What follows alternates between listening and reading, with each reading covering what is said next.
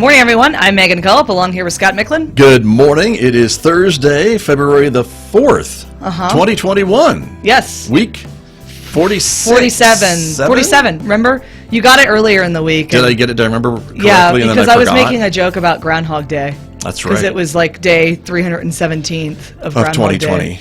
Yeah.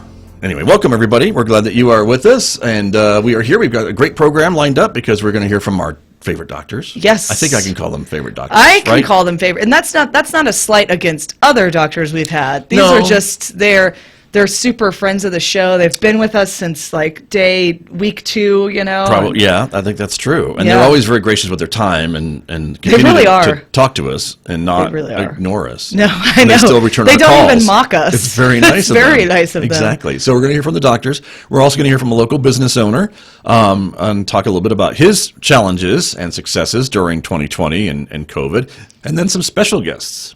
Yes. You're going to bury the lead. How about that? I am. Yeah. Yeah, I'm they're gonna not put- even up on the screen yet. No, they're not, because they're so special they can't be photographed. So how's that? Yeah. So there you go. So stay tuned, everybody. We're looking forward to that. But let's get right on with the program and start with our doctors. Yes. Let's hear from them right away.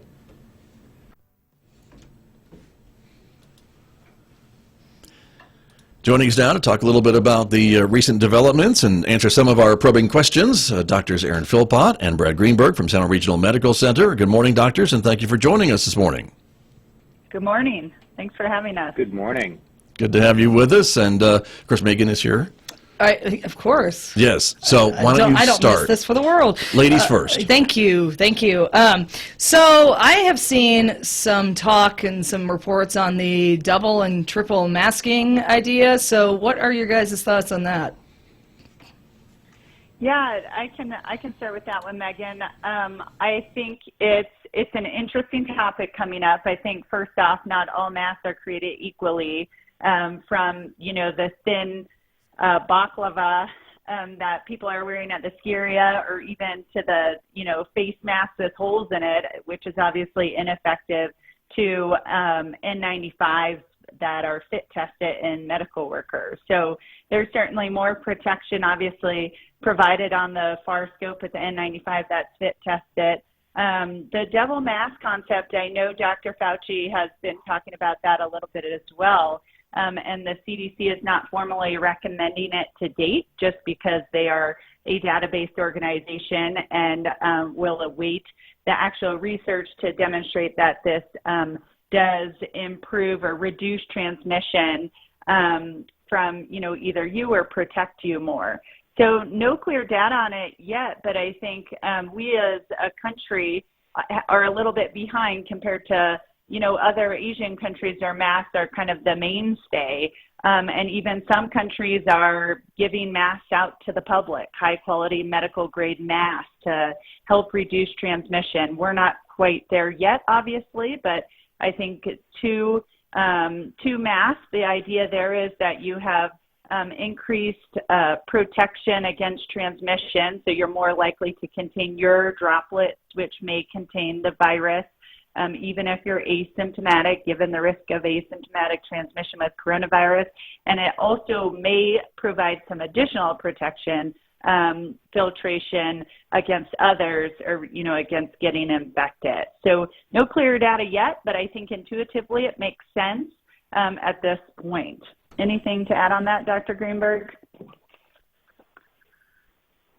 I think that we're still trying to find the right combination of PPE that is easy to wear and also effective. I mean, one thing I think that those of us that wear N95 masks for hours and hours and hours every day understand that they're not comfortable and they're challenging to wear. And so putting everyone in the country on an N95 mask may result in less folks wearing masks too. So it's really trying to find a sweet spot where folks will wear the mask, which is so important, but then also providing the most effective kind of masking. And so we'll continue to try to refine our guidance.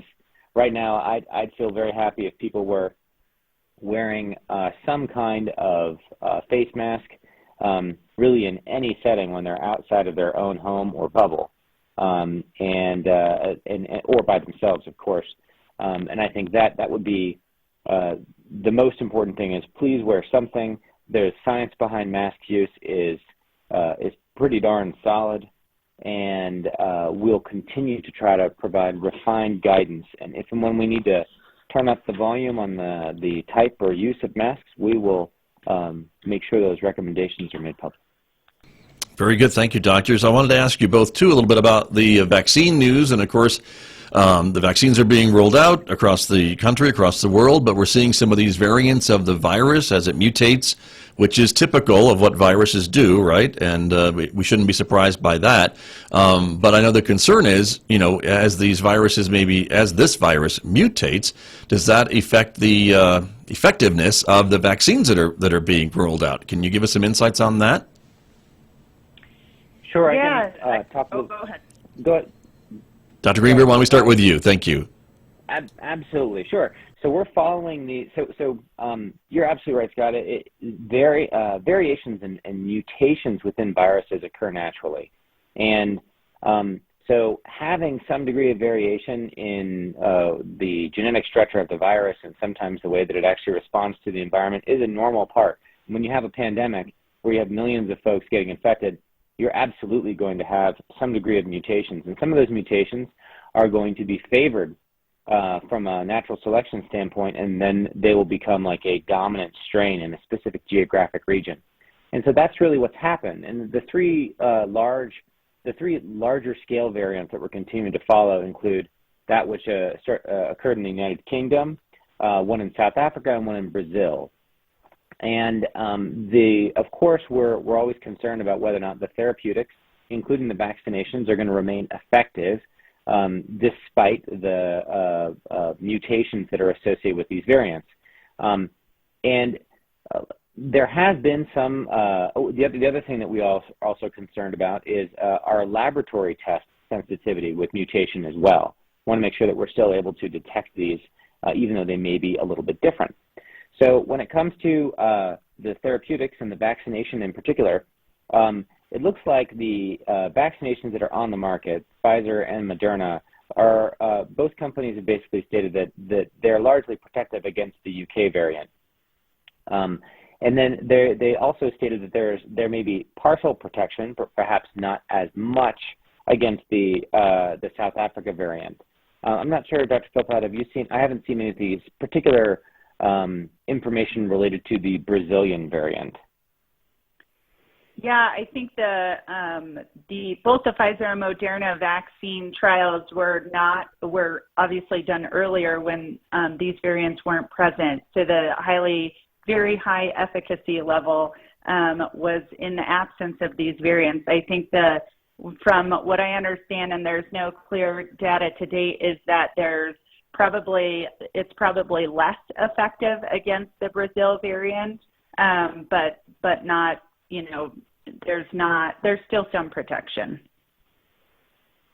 Great. And I have a follow-up question about the Johnson & Johnson single-dose vaccine that there's a lot of talk about. What about that one? Yeah, and that's a good segue because that has been more recently undergoing phase 3 trials. And so therefore has been around in the presence of these new variants.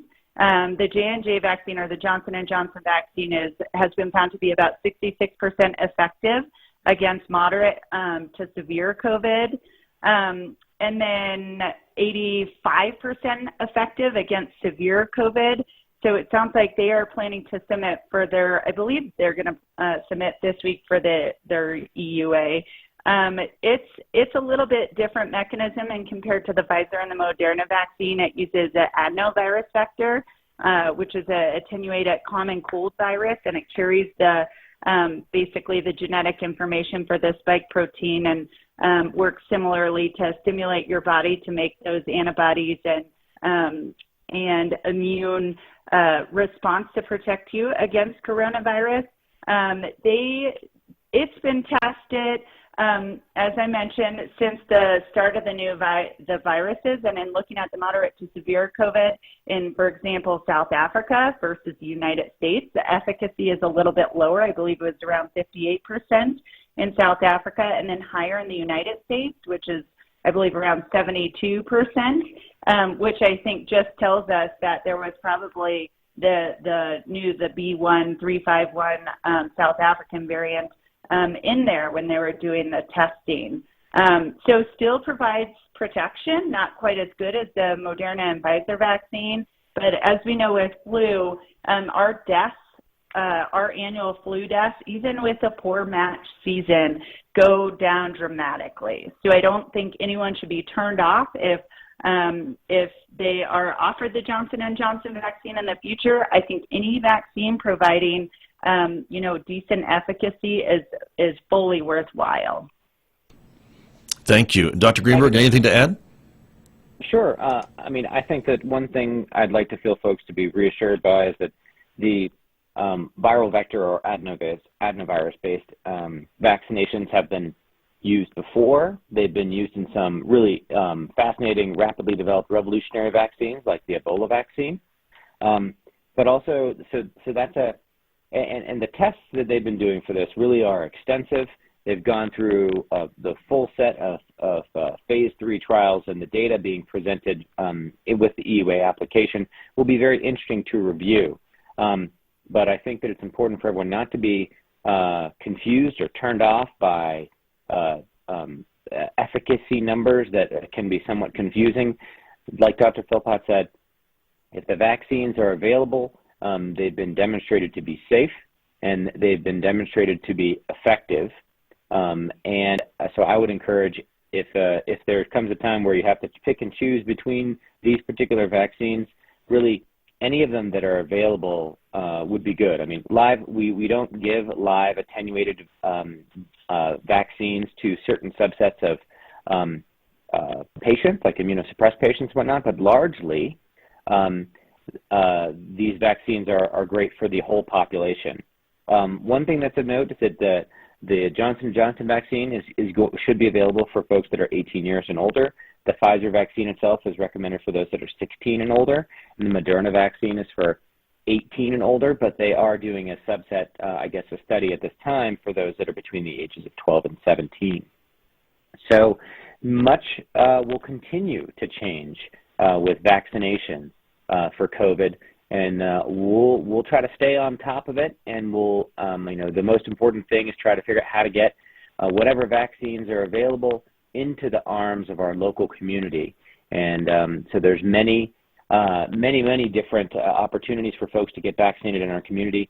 Highly recommend for folks to sign up at vaccinenm.org to sign up for getting a vaccination, and they will contact you, and you'll be assigned a location.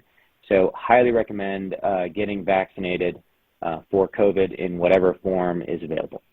Good advice, Dr. Greenberg. Thank you. And I wanted to ask you both, and maybe Dr. Greenberg, we'll start with you on maybe looking down the road a bit as we learn to maybe live with COVID, if there is no necessarily cure, but we have these vaccines that reduce the symptoms or protect us against some of COVID. Could there then be maybe an annual booster or an annual type of inoculation, like an annual flu shot, that maybe would address whatever variant or mutation of COVID is running around the globe at that time? Do you foresee maybe that as our future?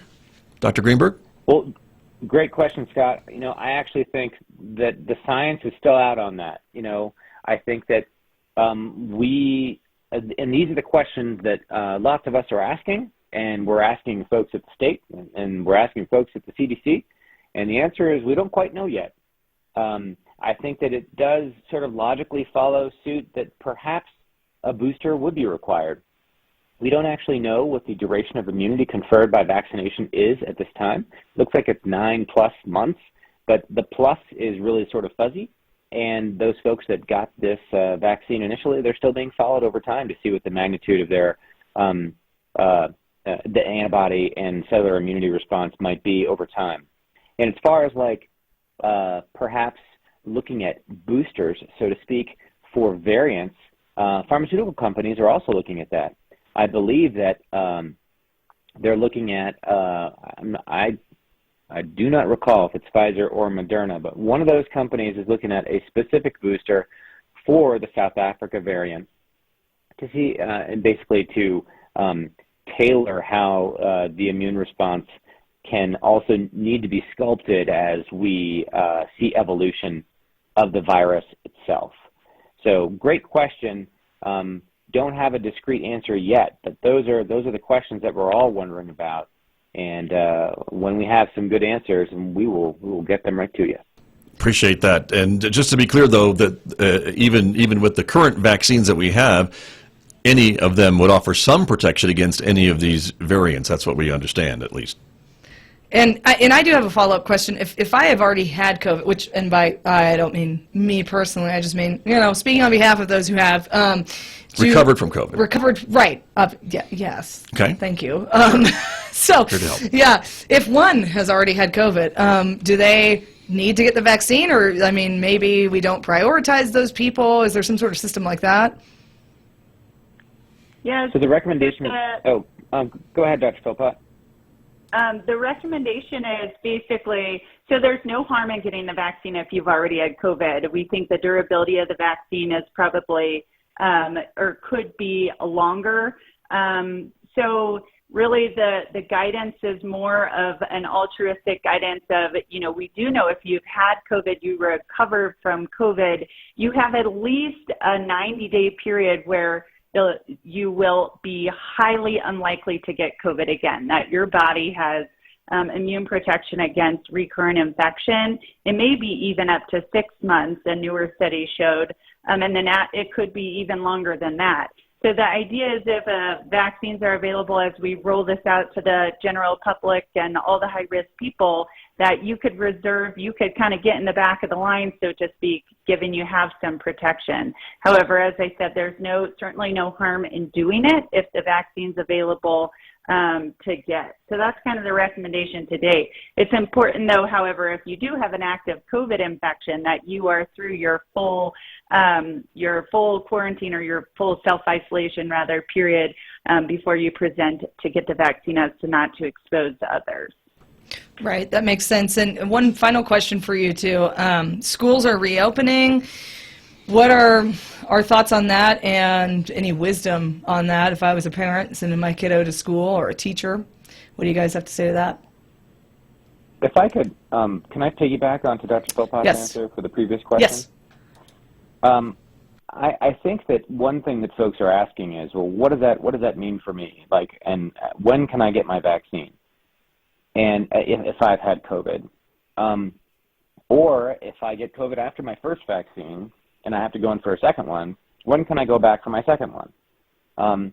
And there was some initial guidance that said wait 90 days. And now essentially that guidance is no longer the current guidance. The current guidance is that if you have a COVID infection, you need to wait your 10 days from the onset of your symptoms, plus another 3 or 4 days. So 10 days until you're no longer contagious, plus you have to have no fever, and you have to have symptoms that are reducing over time for another 2 to 3 days. So roughly a rule of thumb would be 14 days from the day of onset of your symptoms.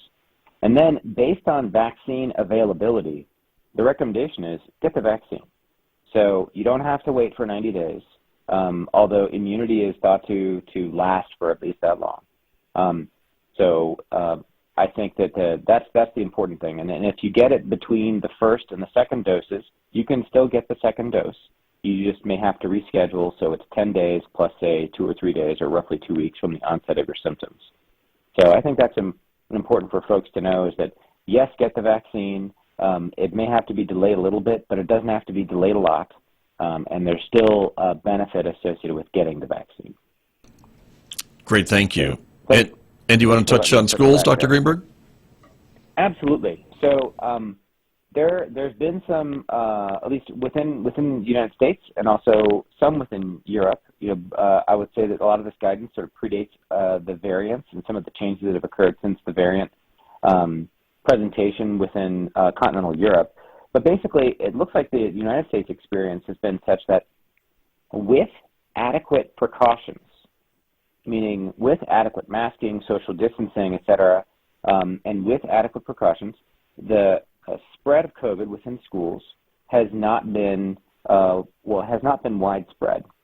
And so there's a movement, throughout the I mean, everyone recognizes how important it is for both students and also members of the workforce to have schools available for the ongoing education of children.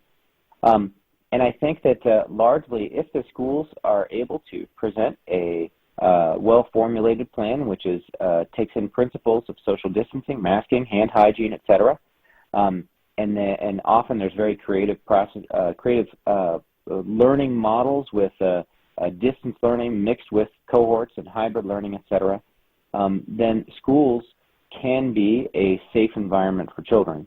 And so right now across the country, school districts are doing their best to build those really good plans to make sure that students are able to return to school, even in the context of the pandemic. But I think that it's important, and it's not just a wholesale return to how things were. It really requires a lot of work and well-thought-out planning to make sure that all those principles can be continued in the school environment to assure the safety of the children and the faculty at each school. Great. And Dr. Philpott, do you have anything to add? Yeah, no, I think Dr. Greenberg covered most of it. I will say just an observation from the hospital is what remarkably little amount of influenza, RSV, and all the other usual winter respiratory viruses that we're seeing, which I think is a very good demonstration of the effectiveness of these simple measures, which are just masking, hand hygiene, and staying home when you're sick. So hopefully we'll continue to see that as schools reopen with all these measures in place. But it's really fascinating. We have very little other things in the hospital beyond COVID in terms of pneumonia and respiratory viruses. So it works. So keep it up, even with the schools reopening.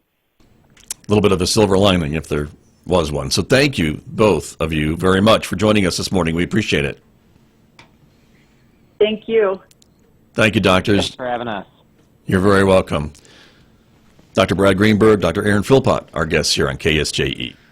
And we're back here in the studios this morning. Scott Michlin along with Megan Cullip on our COVID-19 Community Information Program. Always interesting information from the doctors. Always. And with this other stuff going on with these variants, it's good to know kind of where the science is. Yes, we're like on the cutting edge over here. We are on the cutting edge. It's my favorite of the edges. Don't fall off. Yeah. Okay. Let's go to our next Caution. guest. Yes. We have our next guest, Ray. We wanted to reach out to some of the business owners in the community and talk about how they have been doing during COVID and 2020 and some of the challenges and some of the successes. And so joining us on the phone this morning, Mick is here. He is the owner of Red Rocks Roadhouse in Farmington. And Mick, good morning. Can you hear us all right? Yeah, good morning, Scott. How are you? I am well, thank you. Thanks for calling in this morning. And so let's start by maybe asking a bit about how it's been going for your restaurant, because you were relatively a new restaurant even before COVID started, and of course then all this started. So give us an update on how things are going. Right. Well, where we are today isn't what we projected a year and a half ago. So we opened in October of 2019, and a lot of investment to renovate a building and all that stuff, and try to get a reputation. And so we figured about our 6th month, that's when we'd start to be able to self-succeed and at least pay our bills on it without going to the red. And so it looked like March, we were actually going to make some money, and that was going to happen until March 18th. And then March happened. Right. Right. And then March 18th happened, and we got kicked in the gut, And of course, not just you, but every restaurant got kicked in the gut. Right. But I hear what you're saying, and you like many others who invest and plan and a lot of hard work and blood, sweat, and tears to open up your own business. I get that very much. Right. And everything I had my hands on or owned or became collateral or was sold or and then there were loans, and then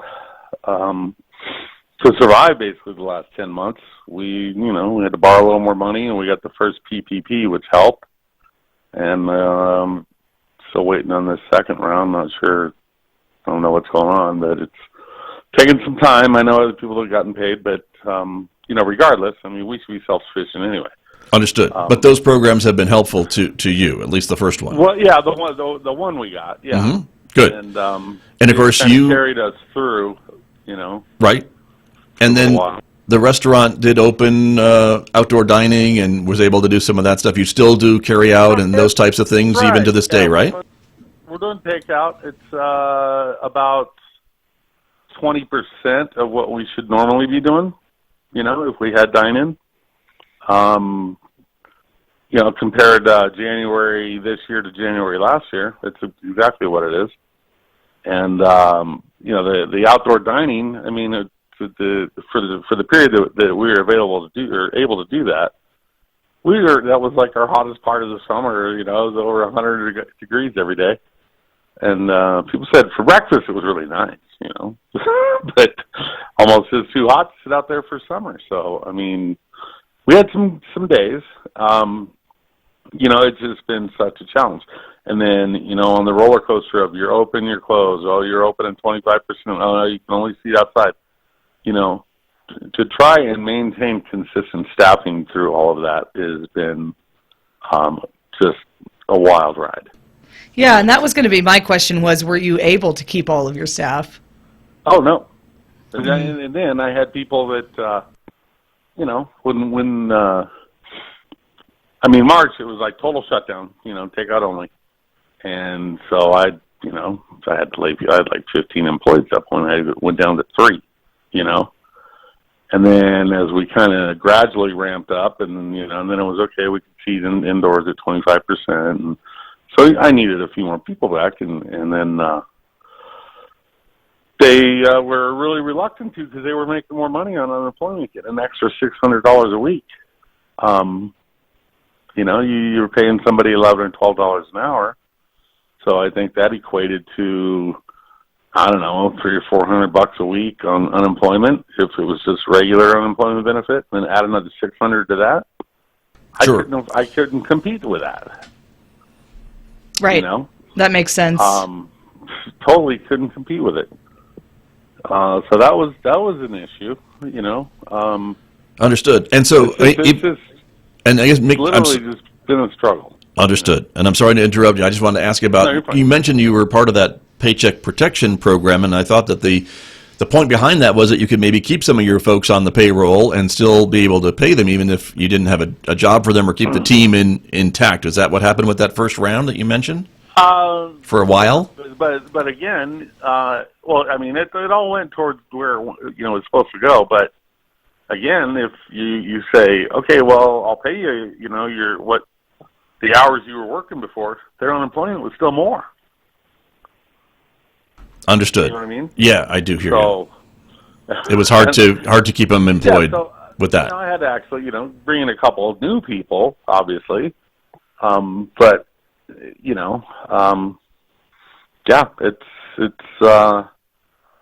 it's been very hard personally, my business life, personal life, my wife. It's just, we can't plan anything. We can't look forward to anything, personally.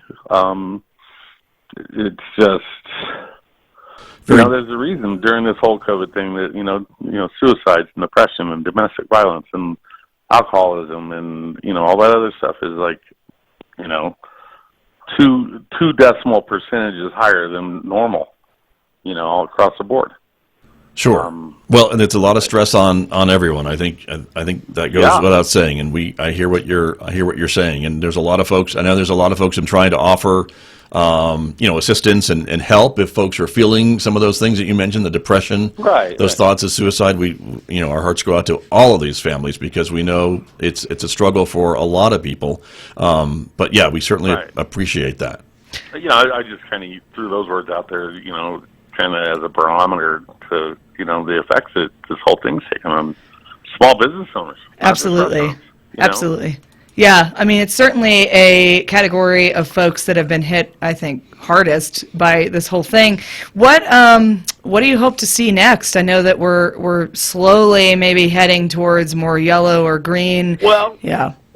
Right. I'm a guy that I don't, especially now, And, you know, for lack of argument or whatever, but I have no faith or trust in our current state administration. So I have to take, you know, destiny into my own hands.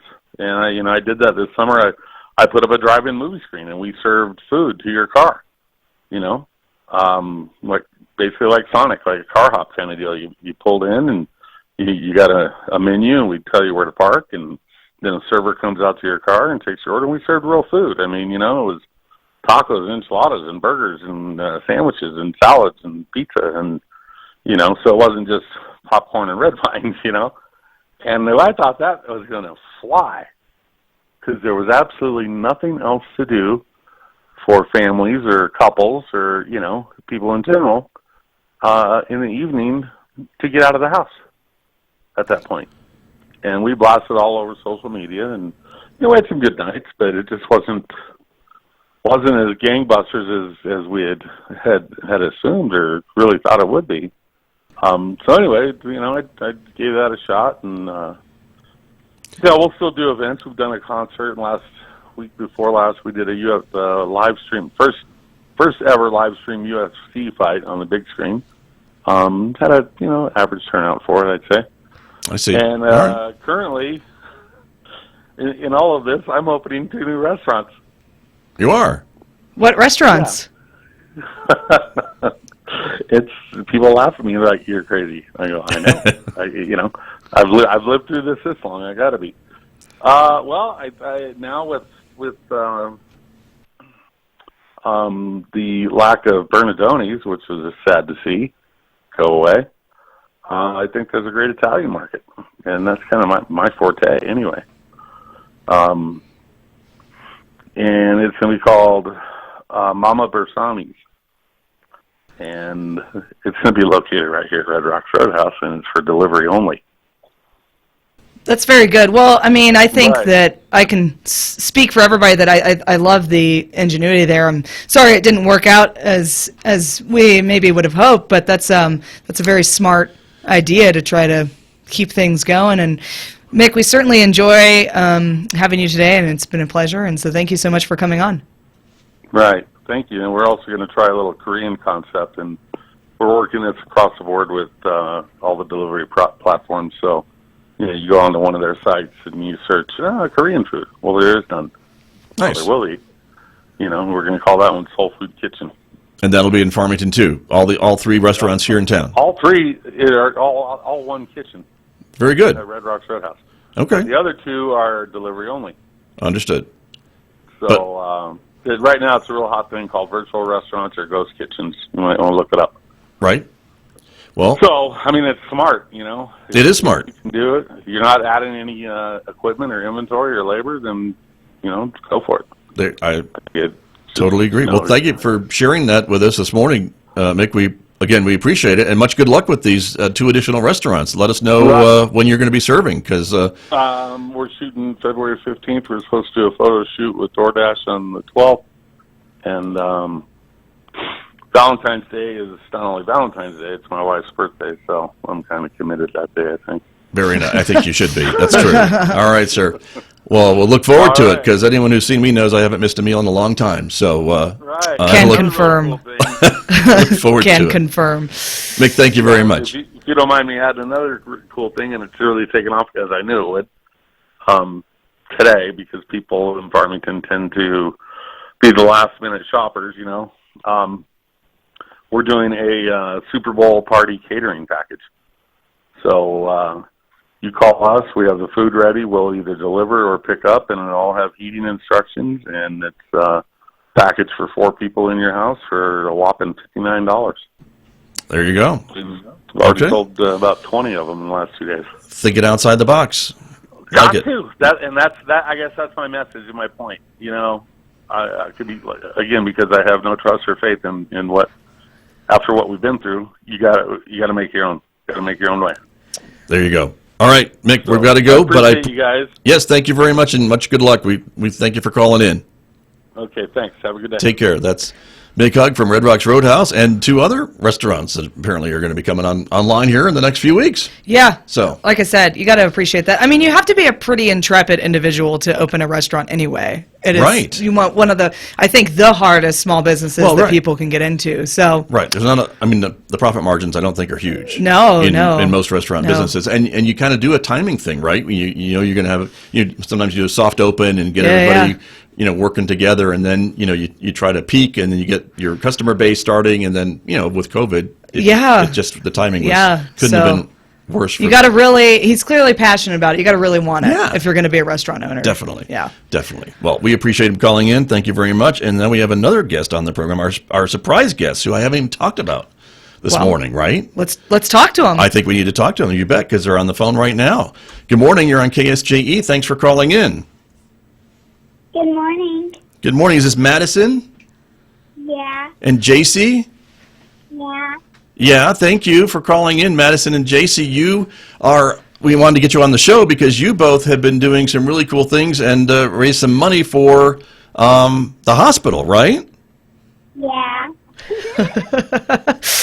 So tell us, yeah. So I want to hear 2 things from you guys. I want to hear why you guys were motivated to do that, or what got you thinking about that, and then what you guys did. What got us motivated is because our grandma just passed away a year ago, and we wanted to help loved ones in need and reunite them, kind of. And then what we did was we got lemonade, and we had a dessert table there, and we just put a table over by Sam Clubs and Walmart, and people just start coming. That's really fun. Was it like a fun experience for you guys? Yeah. Yeah. What did you like the best about it? The people. I bet. I don't know. Say it again. We got to see a few teachers from our school, and one of them were mine. Nice. Oh, that's so. I can imagine that. You know what? It's been a hard year, and I bet a lot of people that stopped by I bet their days were brightened too. Yeah. I would think so. And so, how much money did you guys raise for the healthcare workers? Do you remember how much? There's a big wad of cash in the picture that we're showing. So, you guys did pretty well. Yeah, we raised $600. That's awesome. Through just lemonade, cookies, and muffins, right? Yeah, and brownies. And brownies, yes. Oh, that's an important one. We don't want to leave the brownies out. Now, No. did you guys bake all of these yourselves?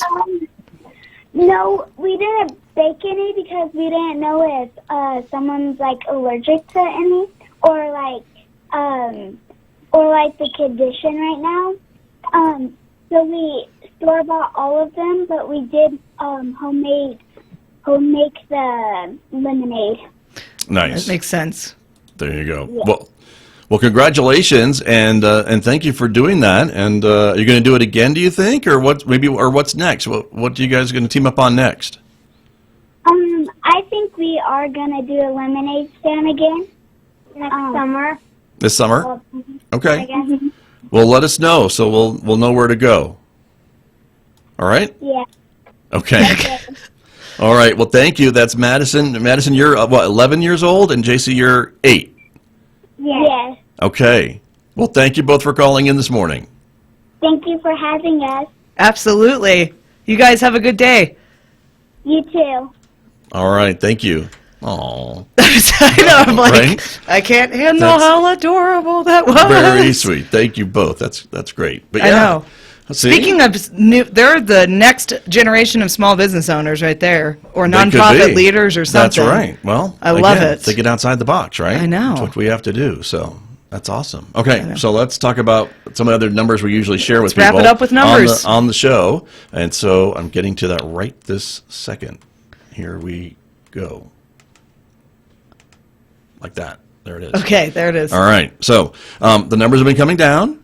across Good New news. Mexico and in our state on average, and the map will be updated next week. And so I'm optimistic. Yes. That we'll be seeing some, because last week when you weren't with us, we missed you terribly, by the way. I was gigging at the last vaccine week. clinic. But there are more counties in yellow now. Yes. 7 counties in yellow. And anyway, so here we are. 670 new cases yesterday. San Juan County had 47 additional cases yesterday. Again, these numbers are down from where they have been. 29 deaths in New Mexico, 4 of those, unfortunately, in San Juan County. Another 2,000 recoveries for a total of 107,000 recoveries. So again, I think that's notable and Yes. worth sharing. On the Navajo Nation, again, they had 70 new cases yesterday, 6 additional deaths, so it's 28,544 cases on the Navajo Nation and 1,038 deaths. And then, of course, the other story we're sharing at KSJE.com is the big vaccination clinic held at McGee Park just last Saturday. 700 people going through there. And it's a well-oiled machine. I've volunteered twice now at the vaccination clinic that's happening across the street here at the HHPC. Yeah, at the gym. Right. And that's on Wednesdays and Thursdays. Yes. And it's a blast. So it's I think we're, and hopefully as the numbers of vaccines increase, right, and get shipped out to the states, we're going to be able to do more of these mass events, right, and get more people who've registered the vaccination, which is kind of the whole point. Yeah. So there you are. Johns Hopkins? Johns Hopkins numbers. We are now at 26,559,013 confirmed cases in the United States. Right. And our death toll is now at 450,887 deaths in the United States. Right. But take a look at that graph, again, the daily cases graph in the lower right corner of that screen, and we can see how the peak, we're on a downward trend. Yes. Which we're noticing here in New Mexico, and we're seeing it in other states as well, and across the world, I think, is cases are falling, and a lot of folks are trying to understand why, why the spread, why the cases numbers are dropping. Yeah, I think we're hoping that part of that is vaccine related, but certainly that vaccines can't explain all of that, though. No, because unfortunately we're only about maybe, less than 5%, I think, with the vaccine. You're talking like countrywide or something? Or? Yeah, population. Yeah. So, I mean, we're 16% in our own county. But yes. Yeah. Which is good. We know New Mexico's doing a great job of getting the vaccine out, but other states not as high. So that's why I say overall. A reminder about the testing is still going on at McGee Park. Again, 6 days a week, Monday through Friday, 8 to 3, and Saturday, 8 to 2. Again, this is the saliva-based testing at Curative, so you register online there at curative.com, not the Department of Health anymore. The Department of Health has kind of shifted now to do the COVID vaccines, not the COVID tests, so Curative's taken over the testing. And so, again, you enter from US 64, and the testing site is there at McGee Park, and then you exit out onto County Road 5500. Yes. And that's how that works. And that is so I've taken that test. Mm-hmm. We get tested all the time at work. Yeah, you have It's kind of like brushing your teeth. It's super easy. Nice. You like that better than the nose swab? Nasal pharyngeal, not fun, but they are moving away from that. I mean, I think that still happens, but And the results from this test, are they pretty quick? I got it within 2 days. 2 days, okay. Good to know. Again, here are the phases. We're still in phase 1B in New Mexico, and so again, that is kind of who is getting the call to go get the vaccine at any of these vaccination clinics, whether it's the HHPC or McGee Park or some of the stores. I think Walmart's and some of the drugstores are starting to ramp up some of their vaccinations, and so it's all going through the Department of Health to get those notices when there's a vaccine available for you. I guess is what I'm trying to say. And so you go to vaccinenm.org. That's how you register, and you can tell them your health conditions, if you've got any chronic health problems, your date of birth, your age, and your insurance information, if any, and then you're on the list. Yep. That's how it works. And if you need help, there's an 855-600-3453 number that you can call to get assistance for the vaccines. Great. So there you go. A couple other things I think we wanted to share with everybody before we go this morning. The watch list. We do that every week because it's updated daily. And so we talk about the rapid responses. These are not positive cases, but just rapid responses. But again, as far as I can see, no businesses have been shut down in San Juan County because of 4 rapid responses, as long as they have a testing regimen that their employees are going through. So with that being said, Basin Coordinated Health is on the watch list this week. They've had 4 rapid responses, but their folks are being tested on a regular basis. We get tested once a week. There you go. So Farmington Family Practice has 2 from their location on West Maple. Hope Depot has 4 in Farmington. The Bloomfield Early Childhood Center in Bloomfield had 2. Central Primary in Bloomfield had 3. Farmington Municipal Schools Plant Operations on Southside River Road had 2. And Northeast Elementary in Farmington had 2. And that's the latest off of the watch list. Again, this is updated daily by the New Mexico Environment Department. So that's what's going on over there. And I think that's a wrap. all the information that we had, because we're almost running out of time in the hour. How about Yeah. that? This has been a full show. That's our goal, right? Right. Quality. Quality. Right. Over quantity. But we're with you every Thursday, everybody. So thank you very much for joining us, and we will check with you again next Thursday here at 9 a.m. on KSJE. Have a good week.